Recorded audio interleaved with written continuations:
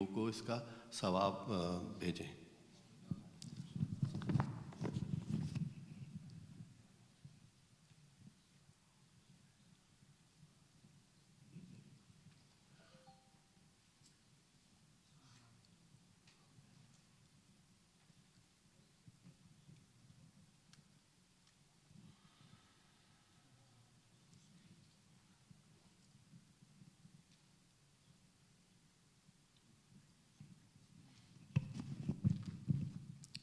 چند مختصر اعلانات۔ کل یہاں پہ خواتین کی مجلس کل 5 بجے ہوگی۔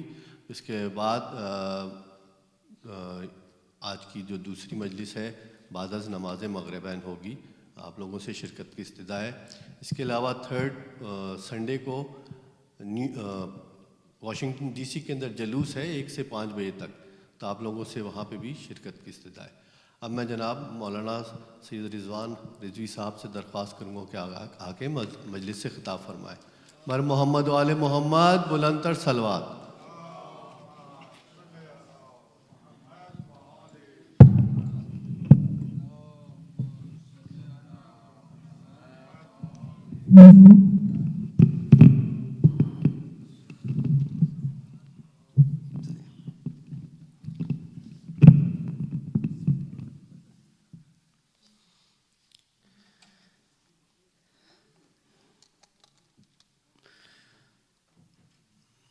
رحم اللہ من قرأ سورة الفاتحة بسم اللہ الرحمن الرحیم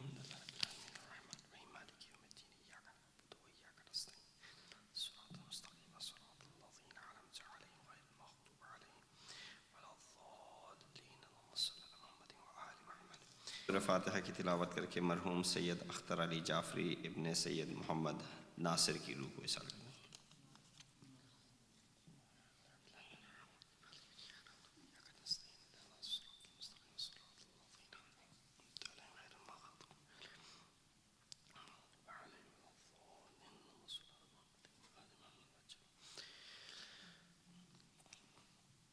اعوذ باللہ من الشیطان الرجیم بسم اللہ الرحمن الرحیم الحمد للہ الذی قصرت عن رؤیته ابصار الناظرین وعجزت عن نعته اوہام الواصفین الحمد للہ رب العالمین الصلاة والسلام على اشرف الانبیاء والمرسلین خاتم النبیین ابی القاسم محمد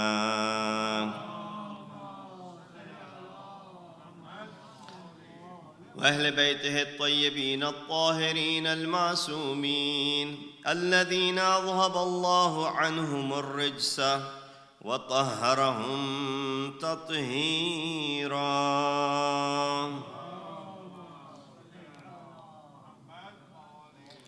أما بعد فقد قال الله تبارك وتعالى وقوله الحق وهو أصدق القائلين بسم الله الرحمن الرحيم يا أيها الناس اعبدوا ربكم الذي خلقكم والذين من قبلكم لعلكم تتقون صدق الله العلي العظيم صلوات بجمع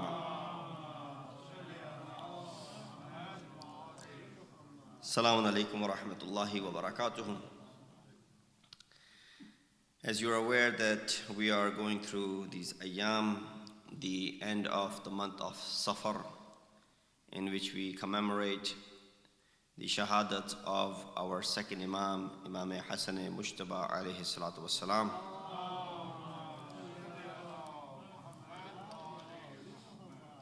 And of course the wafat of the noble Prophet Hazrat Muhammad Mustafa sallallahu alayhi wa alihi wa sallam.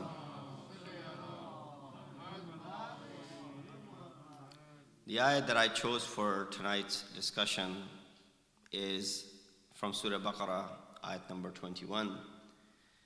Very commonly recited ayah and because it's in the beginning of the Quran, it is widely recited, and mostly people even have this ayat memorized, where Allah subhanahu wa ta'ala addresses mankind at large.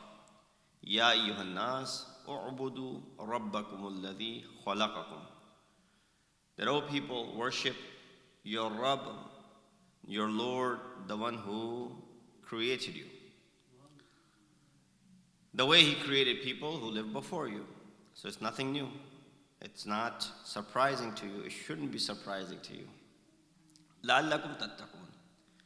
But this fact that Allah subhanahu wa ta'ala created you, and the fact that Allah subhanahu wa ta'ala is your khaliq, as this ayat is mentioning, means that you should also adopt the taqwa of Allah subhanahu wa ta'ala. Surah Baqarah 21, just wanted to confirm. That you should adopt the taqwa of Allah subhanahu wa ta'ala. You find in Quran, on numerous occasions, Allah subhanahu wa ta'ala addresses by telling us in the conclusion of the verse to attain taqwa. And of course, this is not khutbah Jummah that I will speak about taqwa here, but we find that there is an emphasis of great deal in attaining this level known as piety. If you want to know more about taqwa, if you want to learn more about piety, I'll give you one reference and that would be sufficient for you. You go ahead and pick up this book called The Peak of Eloquence, also known as Nahj al-Balagha, which is written by Sayyid Radi, compiling the sermons and the letters of Amir al-Mu'mineen. In it, you'll find khutbah number 193, which is called Khutbatul Muttaqeen. The entire khutbah is called Khutbatul Muttaqeen. In that khutbah, Mawla Muttaqiyan, because he's Amir of Mu'mineen, he is Imam of Muttaqeen. If we're not Muttaqi, then he's not our Imam. If we're not Mu'min, then he's not our Amir. There's the shart, and there's lazima, and there's mulazima of that. So make sure that we are Mu'min first, so that he is our Amir. We are Muttaqi first, so that he is our Imam.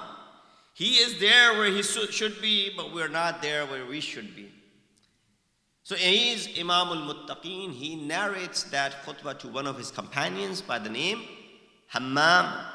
Hammam was a very close companion of Amir al-Mu'mineen, who came and he asked Imam, explain to me the Muttaqeen and the sifat of Muttaqeen.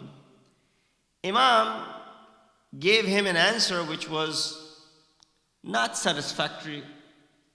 Someone comes and he asks you a question, Maulana, you gain access to Maulana here, mashallah, you have abundance of ulama, and may Allah keep their, wujud amongst you for a long, long time.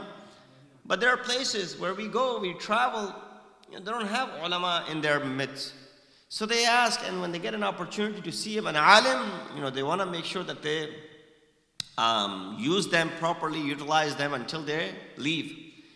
So they ask all sorts of questions.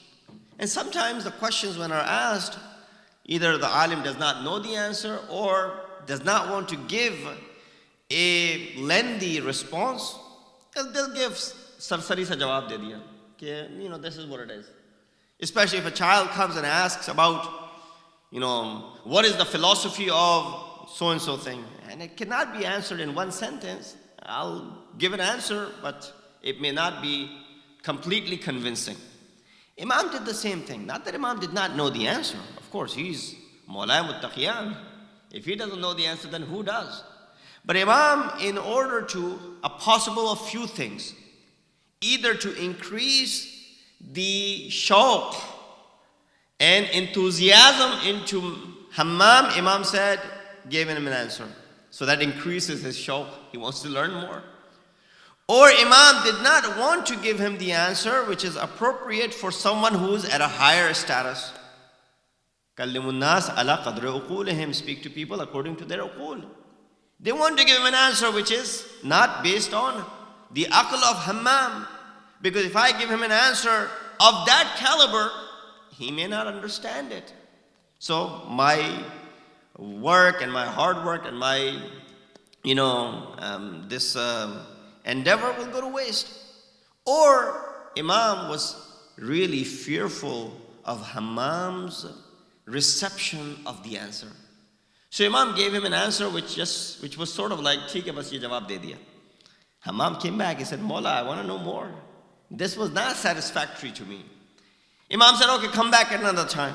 Imam continued to deliberate in this, and eventually when Hammam was 100% in, and he was certain, knowing the sifat, Imam then said, "Oh Hammam, I'm fearful if I tell you this, you will not be able to survive knowing the reality of it, and you might end up dying.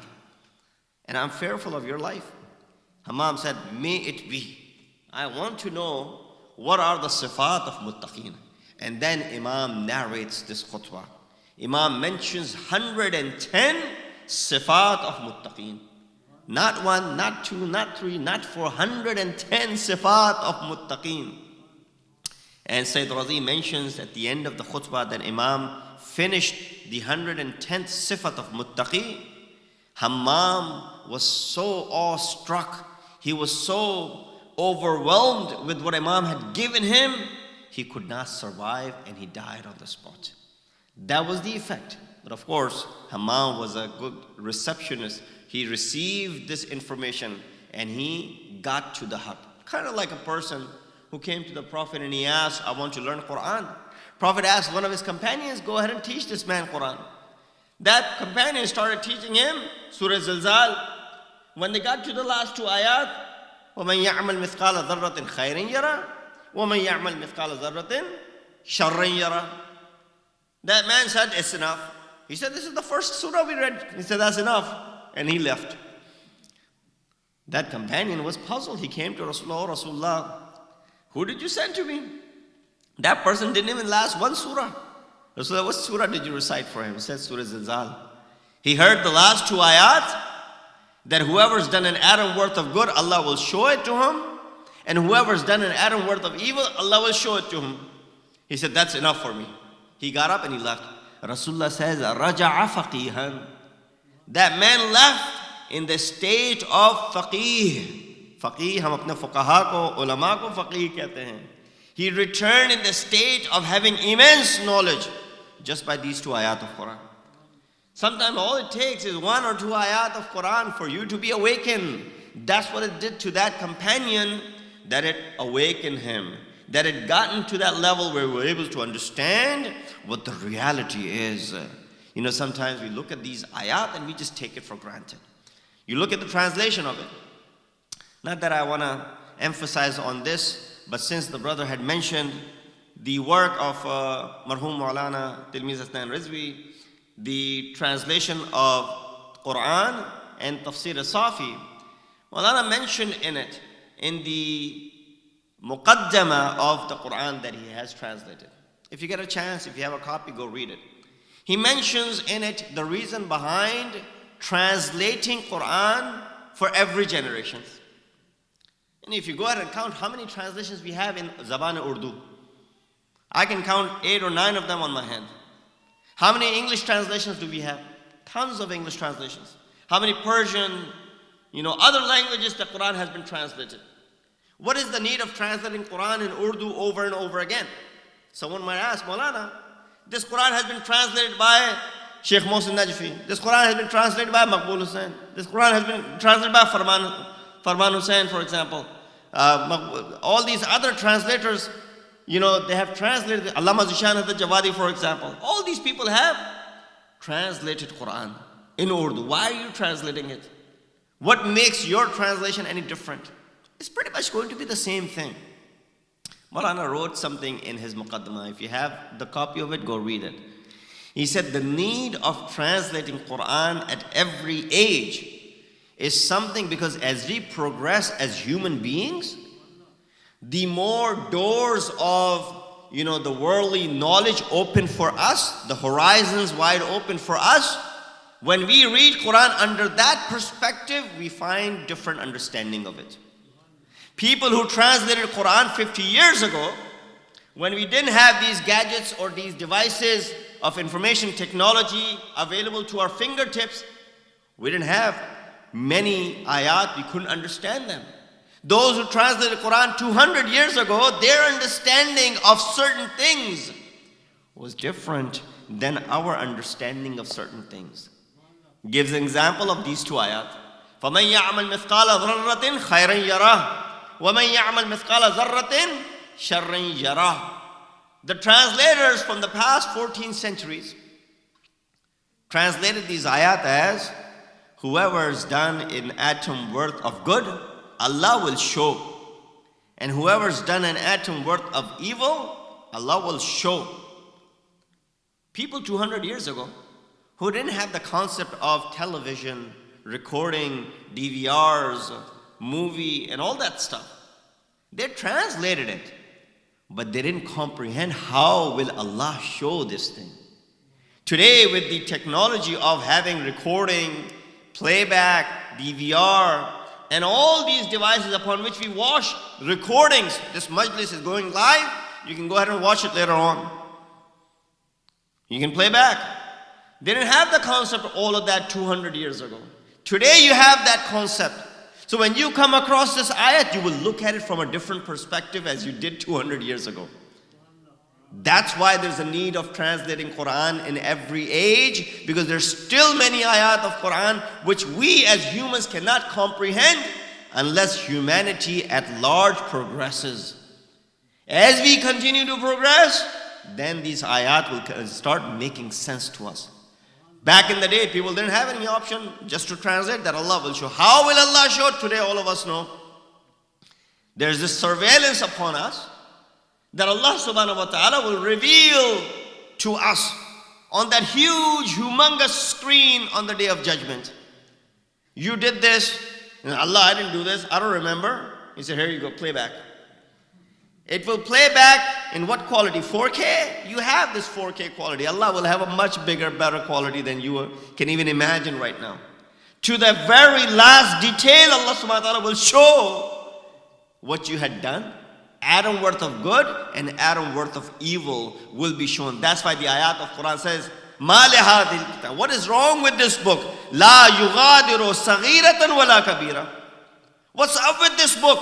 It did not leave out any small or big. Everything is mawjood in this kitab, this nama amal, which has been given to us. Therefore, the need, as Maulana was mentioning in his muqaddamah, of translating Quran, every 50 years, tarjuma of Quran should be done, because our understanding of this universe increases. Salawat bheji Muhammad wa ali Muhammad wa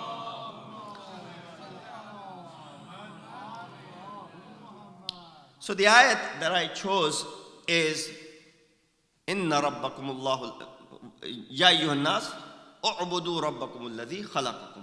O those who believe, or O mankind, worship Allah because He created you. The way He created people who lived before you, la'allakum tattaqun, so that you may adopt taqwa. We spent a few minutes regarding taqwa. I referred you to khutbah number 193 of Nahjul Balagha, Kalam of Amirul Mu'mineen. Na'am, salli ala Muhammad wa.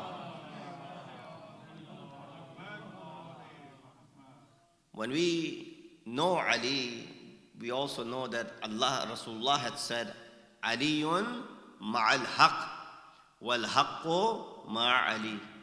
If you don't trust this book, trust this kalam of Rasulullah regarding Ali ibn Abi Talib, that Ali is on haq, and haq is with Ali. Now Rasulullah did not say that Ali follows the haq. Rather, Rasulullah said haq follows Ali. Whichever direction Ali goes, haq is following Ali. Ya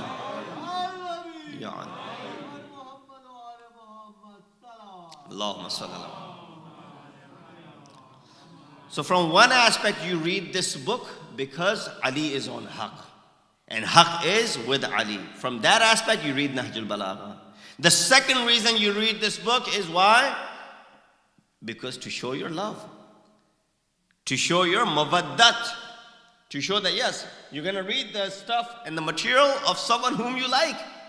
If I don't like someone, for whatever reason, I might have difficult time picking up the book written by that author. I don't really like that person. I'm not going to read their book.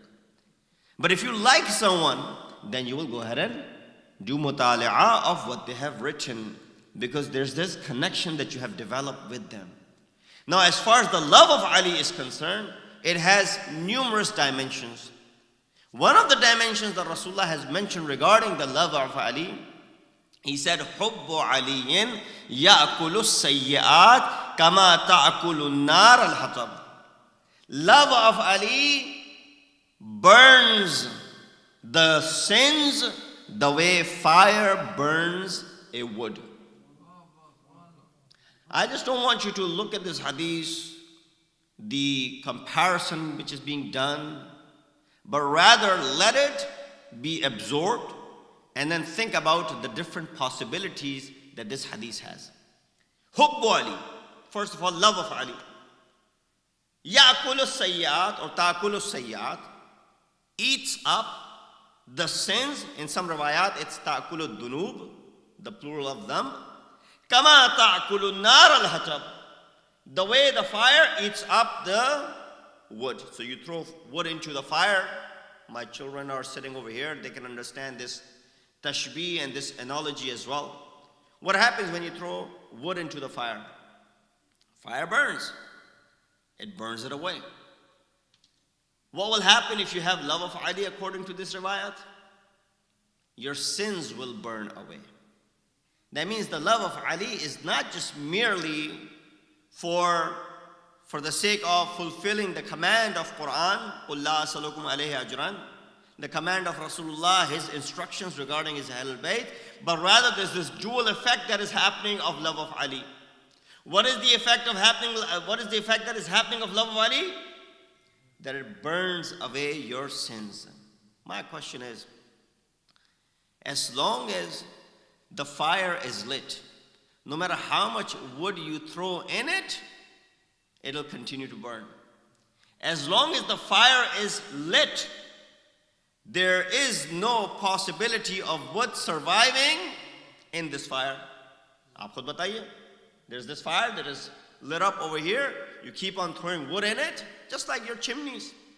You have the fire, the wood burns out, you add more wood to it, you keep on adding wood to it.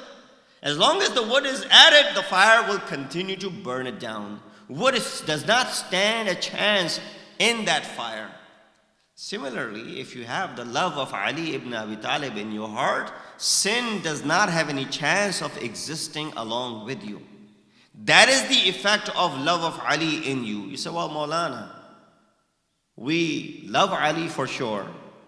We can't say we don't love him. We love him. We have this mawaddat. But unfortunately, we also commit sins.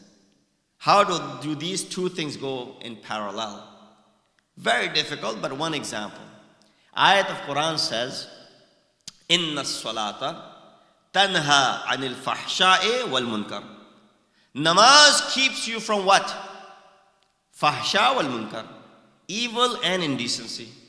Someone asked an alim, a scholar, even an imam maybe, that how do we know our namaz is accepted? Imam said, easy. If you see this ayat which says, Inna salata tanha anil fahsha'i wal munkar, salat keeps fahsha and munkar away. And if you are keeping away from fahsha and munkar, that means your salat is accepted. But if you pray, but you're still committing evil, and you're still involved in indecency, that means what?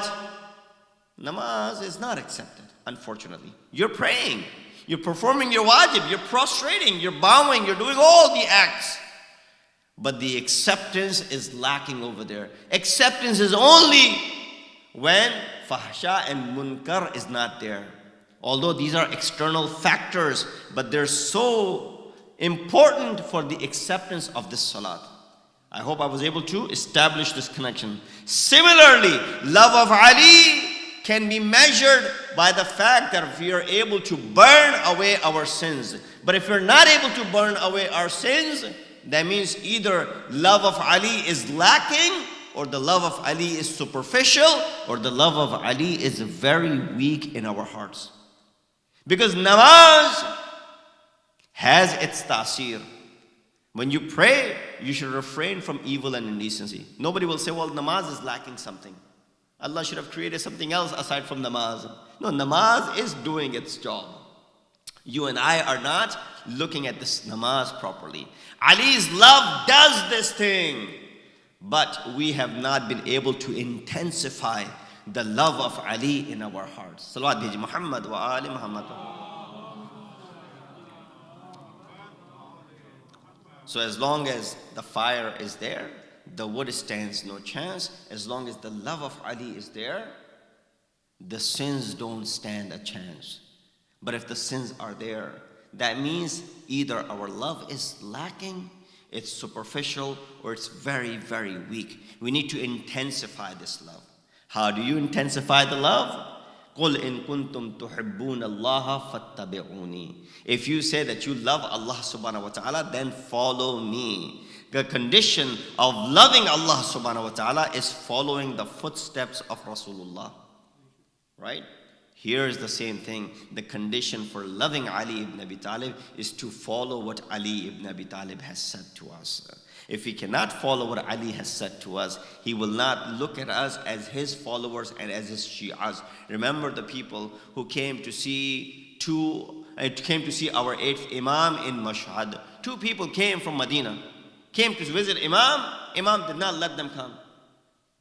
They waited until the time they was about to go back to Medina. They one last time came to the door of Imam, knocked on the door. Imam said, let these people in.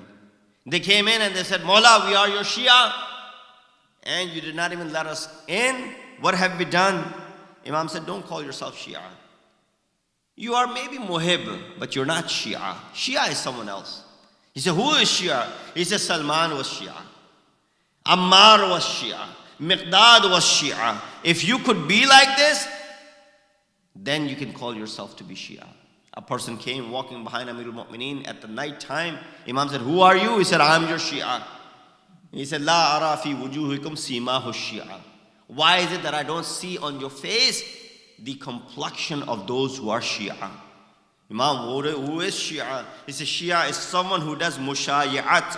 Mushayi'at is when you place your foot on top of the foot of Imam. Literally. That's called mushayi'at. That's called Shia. People said, always Salman Farsi is with Ali. We should do something to arrive before Salman gets to Ali. Back in the day, you could tell if someone has walked through the steps because of the desert. You could see the footprints. He said, today there's only one footprint. They arrived in the masjid, they saw Ali was sitting with Salman. He said, Salman, how did you come here so quickly? And we don't even see your footsteps. He said, I put my steps on the steps of Ali ibn Abi Talib to get here. Not only that I follow the commands of Ali, but I'm literally doing mushayat of Ali ibn Abi Talib. Salawat biji Muhammad wa ali Muhammad.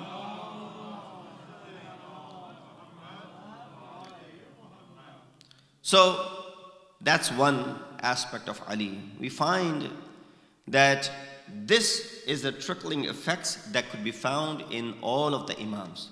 That's why Awwaluna Muhammad, Awsatuna Muhammad, Akhiruna Muhammad, Kulluna Muhammad. The first one is Muhammad, literally by name, right? Prophet Muhammad. The middle one is Muhammad, 5th Imam, Muhammad Baqir. The last one is Muhammad. Who? Muhammad al-Mahdi. All of them are Muhammad. The reason all of them are Muhammad is because as far as their kalam is concerned, their guftar is concerned, their kirdar is concerned, all of them are on the same page. So if you take a page out of the life of Ali, or you take a page out of the life of Imam Hassan al-Mujtaba, you find them to be on the same page. That is why when you look at the life of Imam Hassan al-Mujtaba ﷺ, you find that Rasulullah, who's Sayyidul Mursaleen, who's Sayyidul Awsiya, Sayyidul Mursaleen, Sayyidul Anbiya and Sayyidul Mursaleen, He is the one saying regarding Imam Hassan Mujtaba, Inna ibni hadha Sayyid. This, my son is Sayyid. At one point I called someone, bhai ye bade hi paaye ke alim deen hai. At one point you are speaking about an alim. Oh, that alim is very, very learned. At one point the marja says, this person was really an alim. The perspective of a layman and the perspective of a marja is different, right? At one point you came forward and said, oh, so-and-so was a great alim. But marja said, no, not really. I knew that person. His ilmi, qabiliyat, I knew. But then marja comes and says, yes, so-and-so was really a great alim. Here it becomes what? Seal of approval, authenticity, because the marja taqleed is approving and saying that person was an alim. Or for example, any other profession. If we have physicians over here, only physicians will be able to say so-and-so is a great physician. You and I can only speculate based on superficial things that we have heard or learned. But only a physician will be able to understand who is a great physician or not. So the value of the words increase or decrease depending who is telling you. If a layman tells you so-and-so is a great alim, that's their perspective. But if a marja tells you so-and-so is a great alim, that is definitely authentic. Here, Rasulullah, who's Sayyidul Anbiya, who's Sayyidul Mursaleen, he is the one saying, Hassan Mujtaba is what? Sayyid. You understand the value of Imam Hassan? That it's not an ordinary person who's saying that Hassan is Sayyid. Rasulullah is saying Hassan is Sayyid. That's why when we recite Ziyarat Warith, we recite Assalamu alayka ya Warith Adam Saffatillah, Nuhin Nabiyillah, Ibrahim Khalilillah, Musa Kalimillah, Isa Ruhillah, and our Prophet Habibullah. We recite all of them to be the Waris. Assalamu alayka ya Waris is Ziyarat Imam Hussain. Why are they being referred to Assalamu alayka ya Waris? Why is Imam Hussain Waris of all of these Anbiya? One of the reasons that is mentioned is because all of these Anbiya are mushtaq of the ziyarat of Imam Hussain. They all are mushtaq of the ziyarat of Sayyidul Shuhada. They all want to do the ziyarat of Imam Hussain. The fact that all of them want to do the ziyarat of Imam Hussain is their waris. Waris in a sense that he's waris of ilm Adam. He's waris of the ilm of Rasulullah. He's waris of all the things that you can associate with these Anbiya.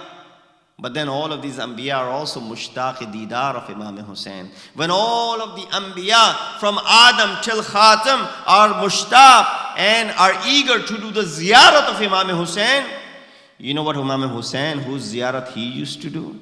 Every Thursday night, Imam Hussain will go and do the ziyarat of his brother, Imam Hassan Mujtaba.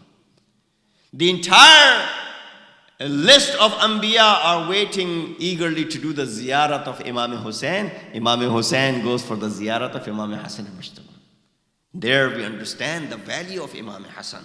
That how person of the caliber of Imam Hussain is doing his ziyarat. That's why Rasulullah said, oh my son, man zarani hayyan, whoever visits me alive, O zara abaka, or visits your father, O zaraka, or visits you alive or even after your death, kana haqqun alayya an azurahu. It is incumbent upon me to do the ziyarat of that individual.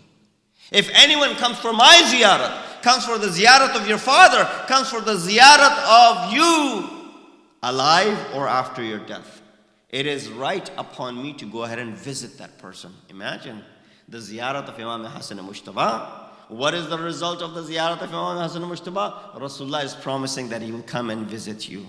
What could be bigger than that? That Rasul Akram wants to do your ziyarat.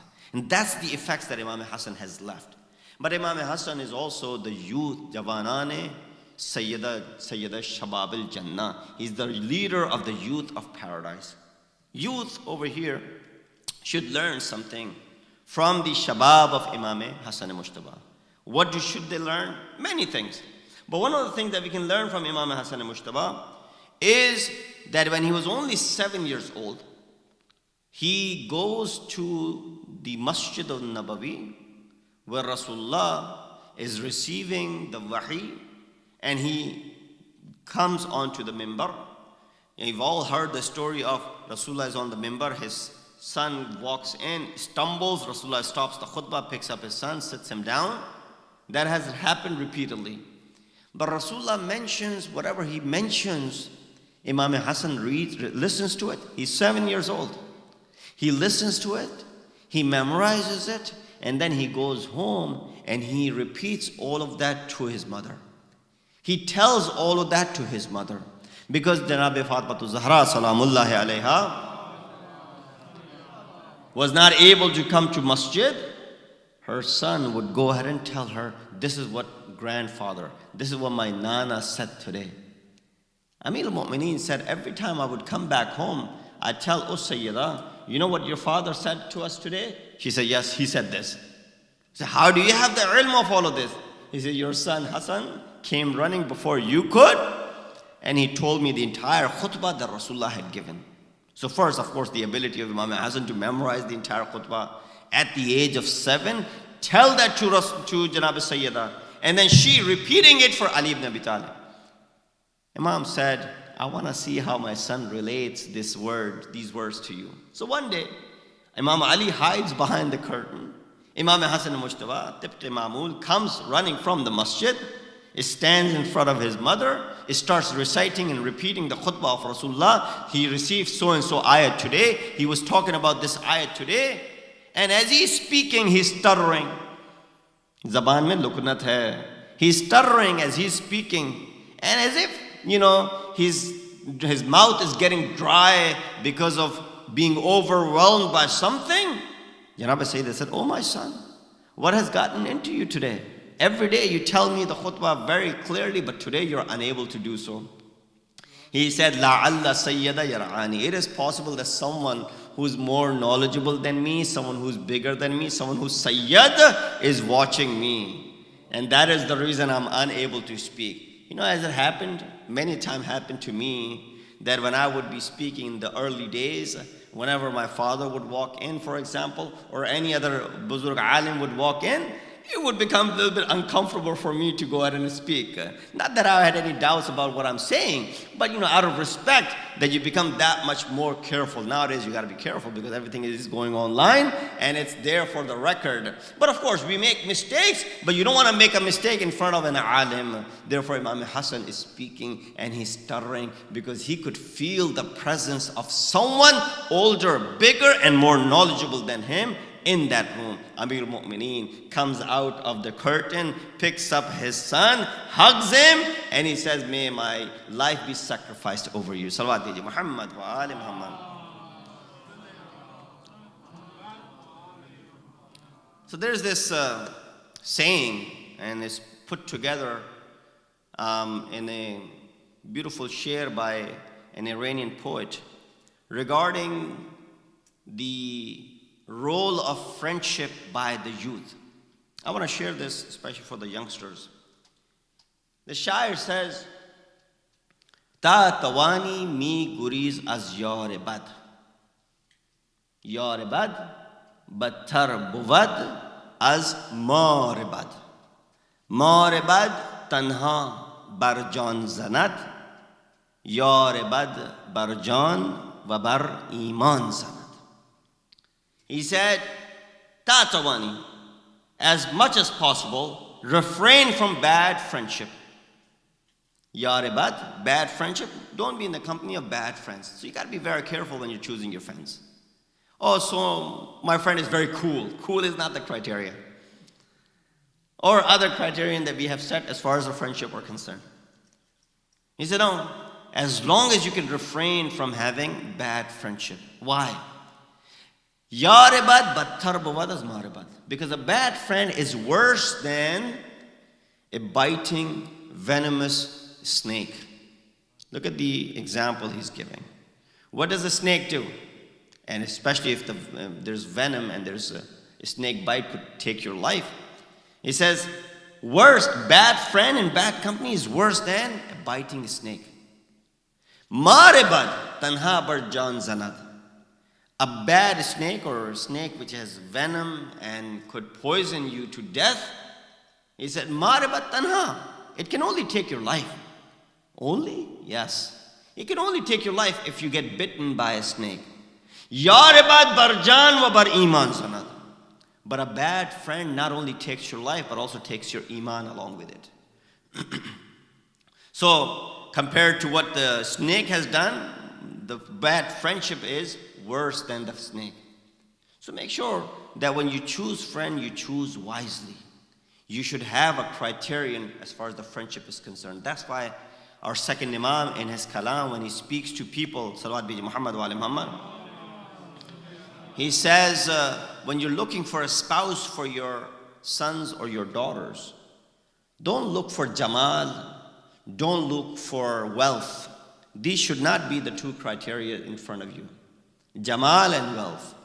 The criteria should be mutadayyan, that person is deendar. Remember what Imam Hussein had said in Karbala, Inna nas abidud dunya, that people are the slaves of the world. إِذَا مُحِّسُ بِالْبَلَىٰ قَلَّتْ دَيَّانُونَ. Everything is fine with them as long as they're not tested. But the moment they're tested, قَلَّتْ دَيَّانُونَ. There are very few who are mutadayyineen. Imam said, don't look for Jamal and all of these things and wealth as far as the spouse selection. Look for deendari in your child's spouse to be. When you're looking for a spouse for your son or your daughter, look for deendari. He says, especially when you're looking for your daughter, a husband, look for him to be mutadayyin. Wealth, Jamal, Kamal, all those things will come. But tadayyun is something you should be looking for from the very beginning. Don't say, well, he'll become mutadayyin later on. Let's look for wealth and all those things right now. He will become mutadayyin later on. He said, no. He will become good looking later on. He'll become rich later on. But tadayyun, he should be mutadayyin from the moment you're marrying your daughter to him. These are the kalam words of Imam. I'm just elaborating it. Word of Imam Hasan Mujtaba. He said, look for him to be mutadayyin. Why?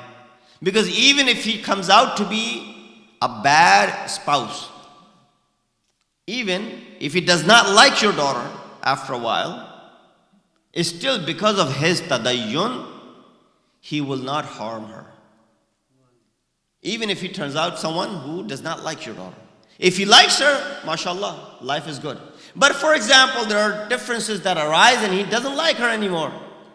He will not be evil to her because of the tadayyun that he has. Deen will refrain him from doing any zulm upon her.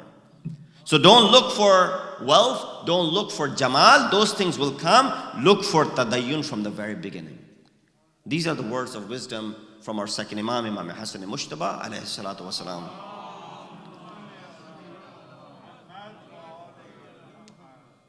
Maral, I did not realize the time that I had taken these nights as are associated with our second Imam.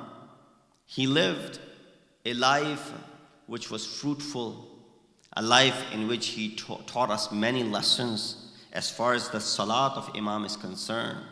People would say that Imam, when he would stand up for salat, his face complexion will change. When he would be doing the wudu, his mafasil, that means his arms and organs, will be shaking. And when he would stand up in front of Allah subhanahu wa ta'ala, he would say, Ya muhsin qad ataka al-musi wa anta al-muhsinu wa ana al-musi. He would say that, oh my Rabb, a musi, that means a sinful servant is standing in front of you. You are muhsin and I am musi. This is how Imam will address Allah subhanahu wa ta'ala. Someone said, oh Imam, why such change in your face complexion? Why are your mafasil shaking? Why are you saying such things? Imam said, it is haqq upon Malik al-Jabbar in front of whom you're standing. It is haqq upon you to be standing like this with your mafasil shaking and with your face complexion being changed. You do not realize in front of whom you are standing. You're standing in front of the one who's all sovereign, the one who's Malik of everything, the one who's Khaliq of everything. It is incumbent upon us when we stand in front of him, we should stand like this. That's how Imam would be. And then Imam alayhi salatu wasalam, one last thing for the youngsters who are sitting over here before I give rub to Basaib, that Imam gave us one more very valuable piece of advice. He said that, it's surprising that how much we make sure what we eat and we will put into our bellies. Al-ajabu. He says, I am muta'ajjib upon someone who is so careful fi ma'kulihi, man yatafakkaru fi ma'kulihi wa la yatafakkaru fi ma'qulihi. If I got the words right. That I'm surprised at a person who's so careful and contemplates before putting food in his mouth and his belly, but so careless when putting food in his mind. I want children to pay attention to this especially. We're so quick to eat something, but we want to make sure that it is halal. Oh, it's not halal, I can't eat this. It's got meat in it, it's problematic. It's got this, it has to be zabiyah halal. We're so careful, and it should be the thing. It should be the case. But Imam is saying we're so careful what we eat. Maybe it is because of our diet. We don't want to gain weight, we don't want to do this, we don't want to do that. But we're so careless when it comes to replacing food for thought. We take everything and anything and we place it in our minds. I'm going to give an example to these kids sitting over here, if I have their attention. If I have your attention, I want to hear loudest salawat.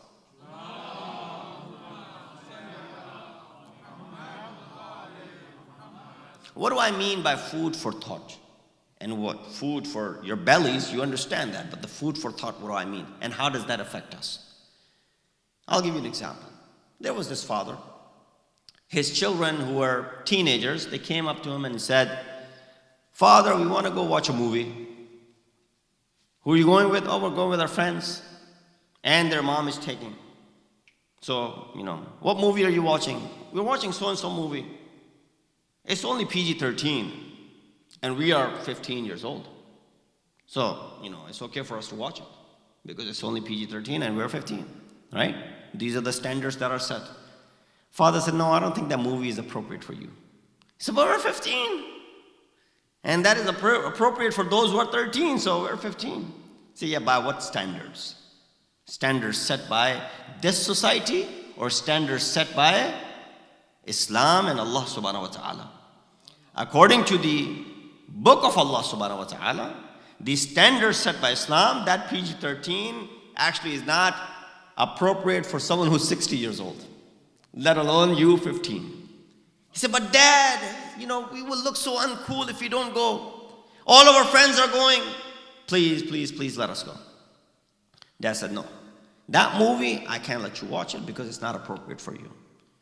Oh, there's only a couple of things in there which are inappropriate, but the rest of the movie is very, very good. Good story and all that stuff. Yeah, those couple of things are problematic by which we don't want you watching it. That's it, end of story. No more discussions over it. The kids, they were bummed out. They said, well, all of our friends are going. We can't go. How sad it is. So they go up to their room. They start doing whatever. Now, Dad also feels that he has disappointed them, but of course, he's got to take care of these things. So he says, okay, I'll do something for them to make up. They really like brownies. So the dad started baking some brownies. They could smell brownies, the smell of it. He baked the brownies, he brought them to the room. He said, look, I didn't let you guys go watch the movie, but I baked brownies for you. So they were excited. Because, it was only a temporary thing. They get mad for temporarily. And after that period is over, then they've forgotten about it. Don't even worry about it. But he brought something in return. When he brought the brownies for him, he said, but there's a disclaimer. I baked these brownies with this ingredient, but I went to the backyard and picked up a few things and I put it in the brownies as well. He said, what did you put? He said, something that was laying in the backyard. Nothing bad. He said, really, what did you put? He said, there was, we have a cat nearby that walks around. I don't know, I couldn't really tell whose it was. It was someone. It was maybe an animal's. But I picked it up, just a couple of pieces of it. Minute amount, and I put it in the brownies. See, we're not eating this. God knows what you got in there. He said, no, it's only a small amount of it. Look at the brownie size, it's very big. I've only put a little bit of it. Maybe some animal poop or something, I don't know, whatever. Just a little bit of it. He said, that's gross. We don't want to eat this. Get it away from us. Dad said, no, the rest of the brownie is very good, tasty, the way I always bake it. He said, still, but you got something in there which is questionable. We're not eating this. He gave an example to them. He said, the entire brownie is good, but only a little bit of it is problematic. You don't want to touch it. You don't want to put it through your mouth and into your belly, which, of course, is going to go to waste anyway. But the movie that you were going to watch, the entire movie was good, but only a few scenes in it were bad. You were willing to take that challenge. You were willing to put it through your head. You know, the entire movie wouldn't have any effect on you. Only those couple of things would have had effect on you. And that's what Imam Hassan Mujtaba is saying over here. कि मन ला यतफक्करो फी माक़ूलिही. I am surprised at a person यतफक्करो fee माक़ूलिही, but he does not pay any heed towards his ma'qulihi, that he pays so much attention what he puts into his belly and he eats, but he does not pay any attention to what he puts into his mind. So next time something like this comes about, when you don't eat something which is questionable, don't put that food in your thought if it's questionable. Salawat bi Muhammad wa ali Muhammad.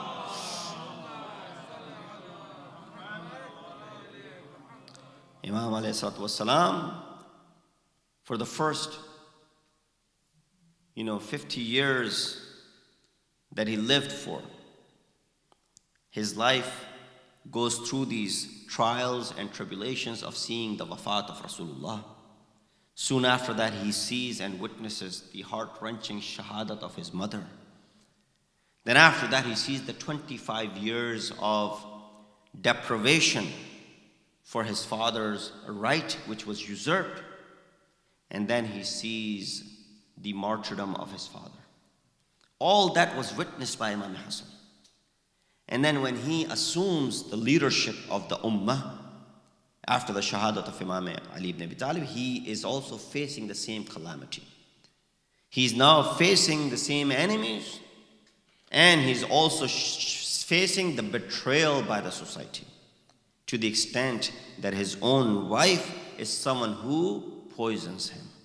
Jordan is someone who poisoned Imam alayhi salatu wassalam by the hukm of Amir Sham, giving her some incentives that if you poison him, I will give you so and so. She goes ahead and poisons the food of Imam. Imam eats from it. After having eaten from it, Imam ﷺ starts to throw up. As he was throwing up blood which was coming from his mouth. And as he was throwing up blood from his mouth, Imam Hussein was nearby. He says, "Oh Hussein, cover up these drops of blood. I don't want Zainab, my sister, looking at these drops of blood." Imam Hassan is so worried that he doesn't want Janab Zainab seeing the drops of blood, that he will say, "Oh Mawla, come to Karbala. You're worried about the few drops of blood here and there, but what Zainab sees in Karbala is blood all around the plains of Karbala." Oh Imam Hassan Mujtaba, when Imam was bleeding like this, his end was not that easy. It was not the only musibat of Imam Hassan when he was bleeding from his mouth, but also it continued after that. When Imam Hussein started crying in front of his brother Hassan, Imam Hassan said, "Oh Aba Abdullah, la yawmaka yawmika ya Aba Abdullah, there's no day like your day, oh Hussein. The way you will be martyred, the way you will face the calamities. Ajrukum Allah. May Allah give you no grief and sorrow, but the grief and sorrow of Ahlul Bayt." The time comes, Imam Hussein prepares the janazah of Imam Hassan. He puts on the kafan. He does the tajheez and takfeen. It was the time for janazah. Imam leads it, telling people that I am the next Imam. And after that was done, per the instructions of Imam Hassan Mujtaba, his khwahish and desire to be buried next to his grandfather, the janaza was picked up. It was being taken toward the grave of Rasulullah. But unfortunately, this is the janaza upon which the arrows came flying in. They did not want Imam Hassan to be buried next to his grandfather, to the extent that Imam Hussein has to bring the janaza back. Why so many arrows have pierced into it that it starts bleeding again. Imam Hussein changes the coffin, replaces it, and then takes the body and buries in Jannatul Baqi. I would say, Mawla, yes, there was atrocities. They did not let you be buried next to Rasulullah. And they shot arrows at your coffin, but they shot arrows at you after your wafat and shahadat. Come to Karbala. Hussein was still alive, and hundreds of arrows pierced through his body, to the extent the Ravi says when Hussein fell to the ground, there were so many arrows pierced into his body that he was not on the ground all the way. Where was his body? It was mu'allaq on the ground. It was not touching it, to the extent Shimr comes close by and he wants to end the life of Imam Hussein. Zainab was watching all of this from far away. As she couldn't see Hussein, Shimr climbs on top of Hussein. Ayatollah Jawadi says he places his knee onto the chest of Hussein. Imam Hussein could not see anything because of the blood on his face. But he says, لَقَدْ ارْتَقَيْتَ مِرْقَاتًا عَظِيمًا. Oh Shimr, you have climbed at the highest of the places. This is the place where Rasul used to kiss. Ajrukum Allah. As Shimr was about to sever the head of Hussein, Zainab looked from far distance. Oh Musliman, isn't there anyone to help my brother? When no one responded, Zainab say, oh Shimr, be gentle when severing the head of Hussein. He's been hungry and thirsty for 3 days. Ala lanatullah al-qawm al-zalimin. Matam Hussein.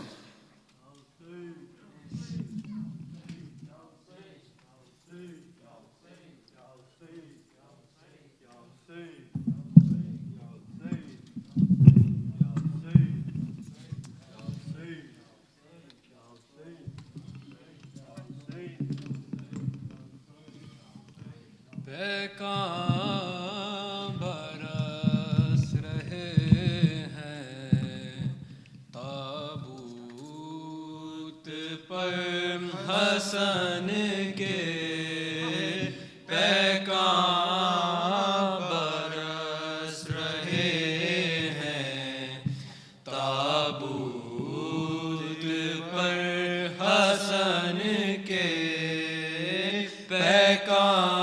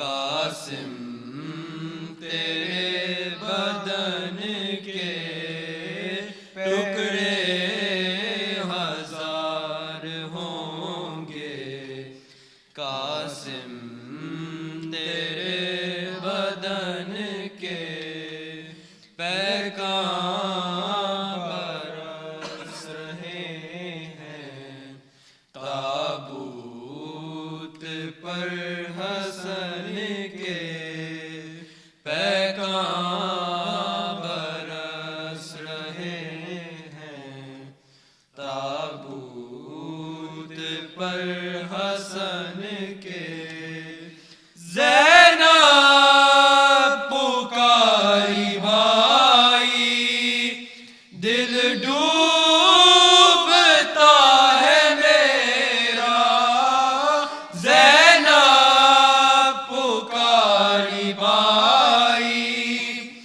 دل ڈوبتا ہے میرا، Igloo نہ دل کے ٹکڑے، صدقے گئی بہن کے، اگلو نہ دل کے ٹکڑے، صدقے گئے بہن کے پیکان برس۔ حسین حسین حسین سبت نبی پہ کیسا یہ آخری سفر ہے، سبت نبی پہ کیسا یہ آخری سفر ہے، سبت نبی پہ کیسا یہ آخری سبت نبی یہ آخری سفر ہے، سبت نبی پہ کیسا یہ آخری سفر ہے، سبت نبی پہ کیسا یہ لاشا بھی مجتبی کا، لاشا بھی مجتبی کا، یا رب لہو میں تر ہے، سبت نبی پہ کیسا یہ سفر ہے، سبت یہ آخری لاشا بھی مجتبی کا، لاشا بھی مجتبی کا، یا رب لہو میں تر ہے، سبت نبی پہ کیسا یہ آخری سفر ہے، سبت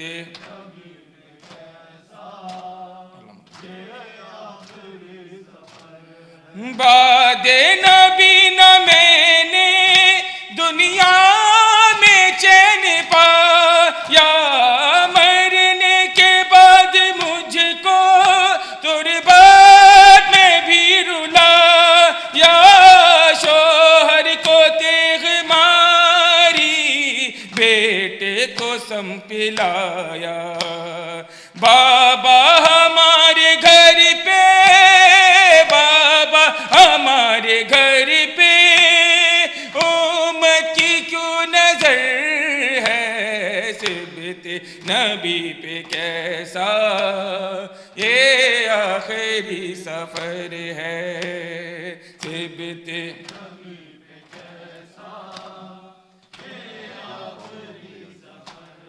شبیر کربلا میں جب دین کو بچانا اکبر کی طرف دیا، قاسم کو بھی بنانا ممکن نہیں ہے میرا کرب و بلا میں آنا، نصرت نصرت کو تیری بھائی، نصرت کو تیری بھائی، حاضر میرا پسر ہے، سبت نبی پہ کیسا یہ آخری سفر ہے، سبت نبی پہ کیسا یہ آخری سفر، لاشا بھی مجتبیٰ کا، لاشا بھی مجتبیٰ کا، یا رب لہو میں تر ہے، سبت نبی پہ کیسا یہ آخری سفر ہے، سبت نبی پہ کیسا یہ آخری سفر ہے، آل نبی کی عظمت دل سے مٹا رہے ہیں، قرآن پہ یہ قاری فتوے لگا رہے ہیں، مظلوم تیرے غم کو بدعت بتا رہے ہیں، ان کی خطا نہیں ہے، ان کی خطا نہیں ہے، یہ خون کا اثر ہے، سبت نبی پہ کیسا یہ آخری سفر ہے، سبت نبی پہ کیسا یہ آخری سفر ہے، اولاد مصطفیٰ پہ غم کی گھٹا ہے چھائی، خوشیاں نصیب میں نہ آل نبی کے آئی، قبر جدا جدا ہے سعادت کی بنائی، امت تیرے ستم سے، امت تیرے ستم سے بکھرا ہوا یہ گھر ہے، سبت نبی پہ کیسا یہ آخری سفر ہے، سبت نبی پہ کیسا یہ آخری سفر ہے، لاشا بھی مجتبیٰ کا، لاشا بھی مجتبیٰ کا، یا رب لہو میں تر ہے، سبت نبی پہ کیسا یہ آخری سفر ہے، بے خطا مارا گیا سبت رسول دوسرا، واہ حسن سبز کباب، بے خطا مارا گیا سبت رسول دوسرا، واہ حسن سبز کباب، بے خطا مارا گیا سبت رسول دوسرا، واہ حسن سبز کباب، بے خطا مارا گیا سبت رسول دوسرا، واہ حسن سبز کباب، زہر سے ٹکڑے جگر خون سے کفن لال ہوا، واہ حسن سبز کباب، بے خطا مارا گیا سبت رسول دوسرا، واہ حسن سبز کباب، بے خطا مارا گیا سبت رسول دوسرا، واہ حسن سبز کباب، خون گلتے ہوئے بھائی کو بہن نے دیکھا، اور تڑپ کر یہ کہا، اور تڑپ کر یہ کہا، تیری غربت پہ بھائی تیری زینب ہو فدا، واہ حسن سبز کباب، بے خطا مارا گیا سبت رسول دوسرا، واہ حسن سبز کباب، بے خطا مارا گیا سبت رسول دوسرا، واہ حسن سبز کباب، ماں کے دکھ سے ابھی آزاد کہاں تھی زینب، ہو گیا کیسا غضب، ہو گیا کیسا غضب، باپ زندہ نہ رہا بھائی سوئے خلد گیا، واہ حسن سبز کباب، بے خطا مارا گیا سبت رسول دوسرا، واہ حسن سبز کباب بے خطا مارا گیا صفت رسول دوسرا واہ حسن سبز کباب گھر سے ایک بار جنازہ جو نکل جاتا ہے کب وہ پھر آتا ہے کب وہ پھر آتا ہے ایسا تابوت ہے یہ لوٹ کے جو گھر آیا واہ حسن سبز کباب بے خطا مارا گیا صفت رسول دوسرا واہ حسن سبز کباب بے خطا مارا گیا صفت رسول دوسرا واہ حسن سبز کباب کر دیے زہر حلال نے جگر کے ٹکڑے اور قاسم کے لیے اور قاسم کے لیے کم سنی میں ہے یہ غم شام غریبا جیسا واہ حسن سبز کباب بے خطا مارا گیا صفت رسول دوسرا واہ حسن سبز کباب بے خطا مارا گیا صفت رسول دوسرا واہ حسن سبز کباب گھر سے ایک بار جنازہ جو نکل جاتا ہے کب وہ پھر آتا ہے کب وہ پھر آتا ہے ایسا تابوت ہے یہ لوٹ کے جو گھر آیا واہ حسن سبز کباب بے خطا مارا گیا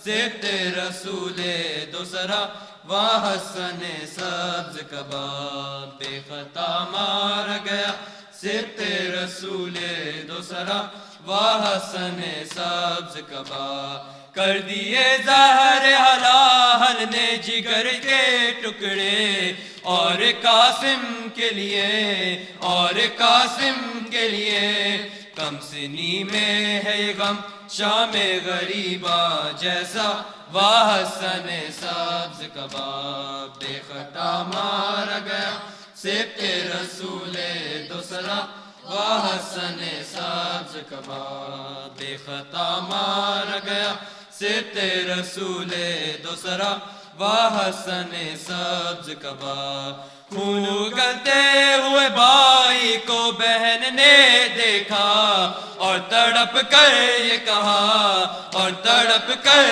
یہ کہا تیری غربت پہ بھائی تیری زینب ہو فدا واہ حسن سبز کباب بے خطا مارا گیا صفت رسول دوسرا واہ حسن سبز کباب بے خطا مارا گیا صفت رسول دوسرا واہ حسن سبز کباب زہر سے ٹکڑے جگر خون سے کفن لال ہوا واہ حسن سبز کباب بے خطا مارا گیا صفت رسول یا امامی زمان والجل الجل یا امامی زمان الجل الجل یا امامی زمان الجل الجل بے بارش سمجھ سکینہ